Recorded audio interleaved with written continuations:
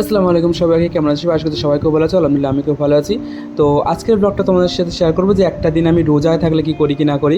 তো দেখো সেহরির কিন্তু টাইম হয়ে গেছে, এখন বাজে 3টে। তো আমি 3টের সময় উঠি, তোমরা কি করার সময় উঠো আমাকে জানিও। আর সেহরির সময় আমি কিছু খেতে ভালো লাগে না, জাস্ট আমি একটা কলা কিংবা একটা ফল টল কোনো কিছু এনে রেখে আর একটু ভালো করে পেট ভর্তি করে পানি খেয়ে নিই। তো তারপরে আমি একটু ভালো করে ফ্রেশ হয়ে নেবো, ব্রাশ করে নেবো, যেহেতু সকালে ব্রাশ করা যায় না ওই জন্য ব্রাশ করে নেবো, মানে মোটামুটি একটু ফ্রেশ হয়ে নেবো। তো দেখতেই পাচ্ছ মোটামুটি ফ্রেশ হওয়ার জন্য আমি এসছি, কিন্তু আমার চোখে মুখে ঘুম এখনও জড়ানো, হয়তো মনে হচ্ছে আমার ঘুম পাচ্ছে না, কিন্তু আমার কিন্তু ভীষণ পরিমাণ ঘুম পাচ্ছে। তো তারপরে আমি ঘুমিয়ে পড়লাম, ঘুমিয়ে পড়ে উঠলাম সকাল 8টা থেকে 8:30 দিকে উঠলাম।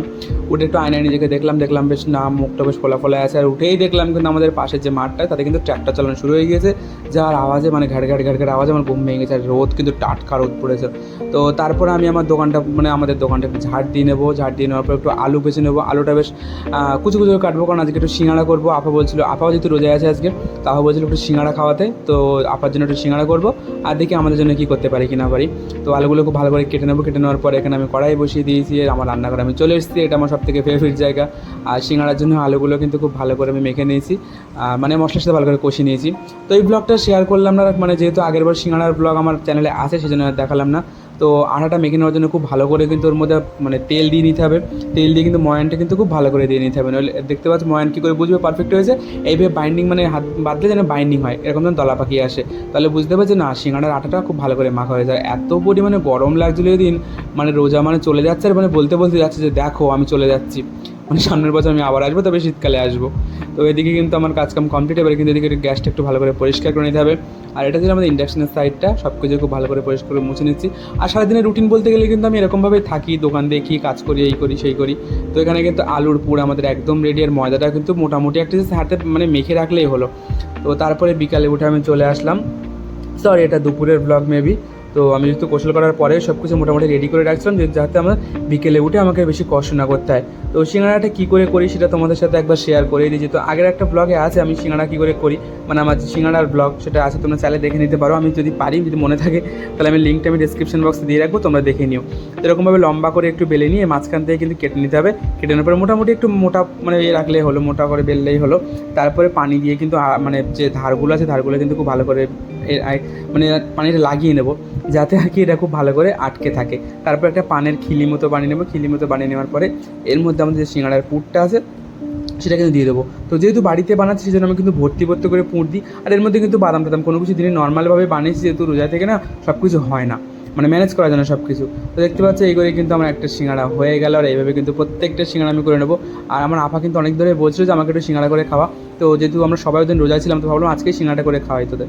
তো রোজা পড়ে পর্যন্ত প্রত্যেক দিন কিন্তু এটা আমার ডিউটি, মানে ভাজা পোড়া করার দায়িত্বটা আমার কাছে থাকে, কারণ আমার আব্বু আমার হাতের ভাজা পোড়া খুব পছন্দ করে, ওই জন্য কিন্তু এটা আমিই করি। তো এই করতে করতে কিন্তু সব সিঙ্গাড়া কিন্তু আমি আস্তে আস্তে বানিয়ে নেবো। আর সত্যি কথা বলতে অনেকটাই কষ্ট হচ্ছে, হয়তো হাসি মুখে সব কিছু করছি দেখতে পাচ্ছ, কিন্তু আমার কিন্তু অনেকটাই কষ্ট হচ্ছে, কিন্তু রোদ পড়েছে খুব ভালোভাবেই। আর এই করে কিন্তু মোটামুটি সিঙ্গাড়া বানিয়ে নিয়েছি, আপাদের জন্য বানিয়েছি, আমাদের জন্য কিছু টুকটাক বানিয়েছি। তো এই ক্লিপটা দুবার কী করে আসলে আমি বুঝতে পারলাম না। তো তোমরা কিন্তু বাড়িতে চাইলে এভাবে সিঙ্গাড়া বানিয়ে দেখতে পারো, কেমন লাগে কি না লাগে। দেখতে পাচ্ছ আমার সিঙ্গাড়া কিন্তু একদম রেডি। আর এখানে তেলের মধ্যে ভাজা চলছে। এদিকে গুবলুকে বলেছিলাম সিঙ্গাড়া নিতে আসছে, কিন্তু গুবলু বললো যে আমি যেতে পারবো না। তো আমার দুলাভাই আসছে আর আমার গোলু বেবি আসছে। গোলু বেবি আমার ছোটো ভাঙনা, যারা জানো না। দেখতে পাচ্ছ সিঙ্গাড়াগুলো কিন্তু খুব ভালো করে মুচমুচে করে ভেজে নিয়েছে। আর তেলটা কিন্তু একদম লোয়ে রাখতে হবে, সিঙ্গাড়া দেওয়ার পর যেন কোনো বুদবুদ না কাটে, সেরকমভাবে তেলে রাখতে হবে, তাহলে কিন্তু সিঙ্গাড়াগুলো মুচমুচে হবে। আর বলতে বলতে দেখতে পাচ্ছ আমার গোলু বেবি চলে এসছে, আমার টাকলা। তো ওকে খুব কয়েকদিন আগে টাকলা করে দেওয়া হয়েছে, ঈদের সময় একটু টাকলা মাথা দেখতে ভালো লাগবে না।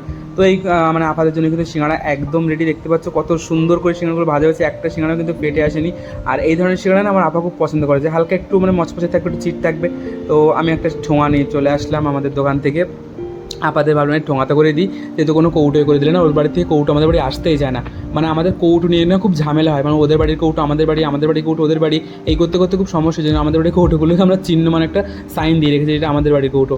তো ওই জন্য কৌটো আর দিলাম না, যেটা ঠোঙার মধ্যে প্যাক করে দিলাম। তোমরা জানো যেটা ঠিক করলাম কি ভুল করলাম। তো আজকের ব্লগটা কিন্তু মোটামুটি আমি যতটা পেরেছি তোমাদের সাথে শেয়ার করার চেষ্টা করেছি। আর অনেক কিছু ইন্টারেস্টিং ছিল, কিন্তু যেহেতু আমি সব কিছু আমি নিজে হাতে করি, তো আমি করতে পারিনি সব কিছু, মানে ম্যানেজ করতে পারিনি সব কিছু। ওই জন্য আমি যতটা ক্লিপ নিতে পারি তত তোমাদের সাথে শেয়ার করি। আর এখানে গল্প বেশি ইফতার শুরু করে, আপেল কিন্তু খুব পছন্দ, আর লেবুও কিন্তু খুব পছন্দ। তো আজকে আমাদের ইফতারে সামান্য আয়োজন ছিল, যেহেতু আমি রোজা ছিলাম বলে আব্বা বলছিল ও কিছু করতে। আমাকে বললাম যে না কিচ্ছু করতে হবে না, আমার যেহেতু সারাদিন পরে না ইফতারের সময় কোনো খেতে ইচ্ছে করে না, খেতেটাই মরে যায়। তো এখানে আমার গোল বেবি চলে যাচ্ছে বাড়িতে সিঙ্গাড়া নিয়ে। আর আমার মানে কষ্টের পরিমাণটা দ্বিগুণ বেড়ে গেল যখন আব্বু বললো আব্বু সিঙ্গাড়া খাবে না। তো আব্বুর জন্য আমি আবার একটু বেগুন কেটে নিলাম, একটু বেগুনি করার জন্য। আর এখানে বেসনটা কিন্তু আমার মাখাই আছে, তো বেসনটাও মোটামুটি একটা কনসিস্টেন্সি, ঠিক কনসিস্টেন্সি রেখেছি। আর এদিকে ইফতারের সময় হয়ে গেছে, আমি অজু করে চলে এসেছি আব্বুর মানে চপগুলো ভাজার জন্য। এদিকে আমার সিঙ্গাড়াও কিন্তু ভাজা কমপ্লিট, আর জাস্ট আব্বুর বেগুনিটা একটু করে দেবো। তো সত্যি কথা বলতে কখনো কোনো কষ্ট হয়, আবার কখনো কোনো কষ্ট হয় না। এটা একদম লাস্ট ব্যাচ ছিল আমার সিঙ্গাড়া। তারপরে আমি আব্বুর বেগুনির জন্য বেগুনিটা ভাজতে শুরু বসিয়ে দিলাম। আর দেখতে পাচ্ছি বেগুনিটা কী সুন্দর সুন্দর ফুলেছে। এদিকে এগুলো কিন্তু আমাদের বাড়ির জন্য সিঙ্গাড়া, মানে আমার কাকু আছে, তারপরে আব্বুকে নেবে, আম্মুকে নেবে, আমি একটু সিঙ্গাড়া নেবো। তো এইগুলো মানে মোটামুটি একটা প্ল্যাটার সাজানোর চেষ্টা করেছিলাম, কেমন হচ্ছে অবশ্যই জানিও।